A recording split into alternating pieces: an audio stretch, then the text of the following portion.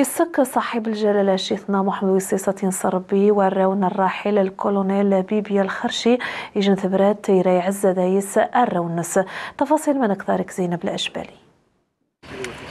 يوضع الناضل العامل صاحب الجلالة إقليم السزاك وكيسجن الوفد أمقران دي سجن العدد نمدبان القوات المسلحة الملكية الدرك الملكي تسنتوتين دل أعيان القبائل الصحراء غاتا دارسن المرحوم الكولونيل بابي الخرشي من يستوضن تبرات التعزية يسك صاحب الجلالة غتا وجن الفقيد المقاومة بابي الخرشي من يسجن الجلالة النساء أصدق المؤسسة النسق المصطفى الجلالة ثمن يكذب إلى المغرب قيروح أسر ياز زكير يازن النساء الأبرار قائد الطيناني مقرانا د مجاهد انا مور صادق د مخلص لله د جديد الناس د ثمرة النساء. زرعت في نفوسنا واحد الاريحيه ونحسوا بواحد نوع من الافتخار والاعتزاز كون جلاله الملك تفقدنا في هذه الظروف العصيبه،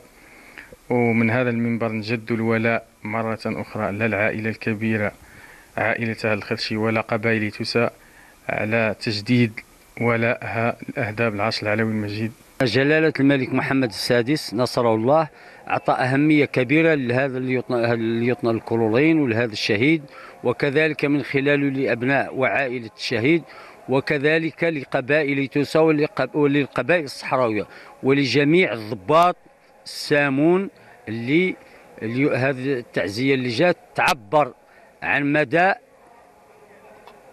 مكانتهم عند جلالة الملك محمد السادس نصر الله. ليطنا كولونيل